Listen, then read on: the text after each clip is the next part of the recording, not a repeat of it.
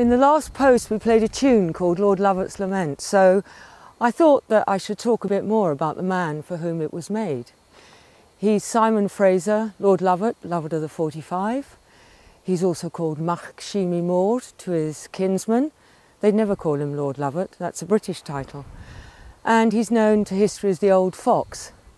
Diana Gabaldon, in her hit TV series Outlander, calls him the Red Fox, and he's supposed to be the grandfather of her hero, Jamie Fraser.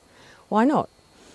But my Simon was actually born in obscurity. He should never have been the chief.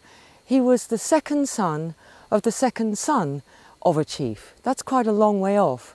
But due to a series of unlucky deaths, although lucky for him, and the brute force of his personality, he rose to the top of the clan tree to become chief.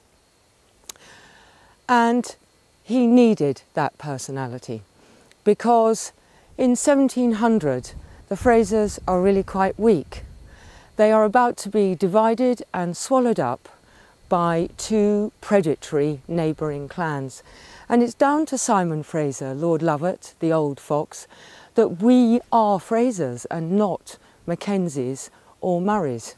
Now Simon was an instinctive Jacobite and he went to France. This is where his foxiness comes in really.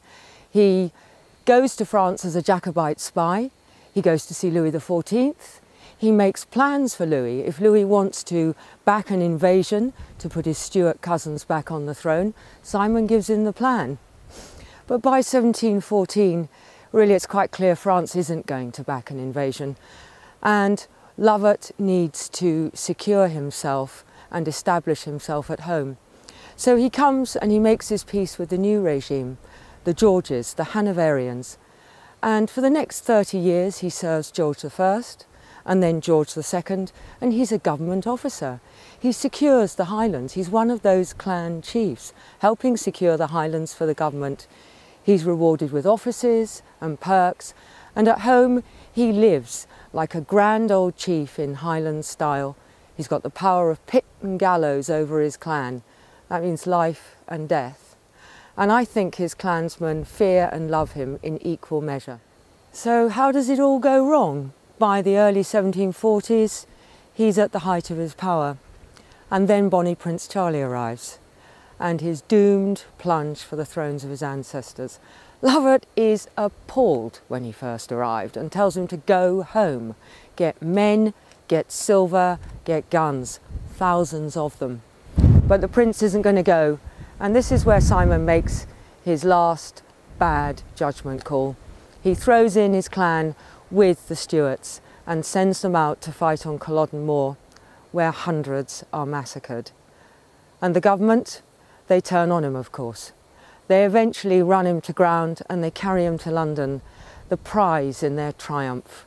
The Highlands are put under martial law and they keep Simon in the Tower for a year. The government calls him the Great Leviathan, and they've put a hook in his jaw and they reel him in. After a year, he's tried by his fellow peers in the Palace of Westminster. They find him guilty, because he is, and he's taken to the Tower and beheaded. Now, if you want to read more about this, I'm going to post a couple more of the more eye-watering scenes from his life. And then also you could buy my book, The Last Highlander, Scotland's most notorious clan chief, rebel and double agent.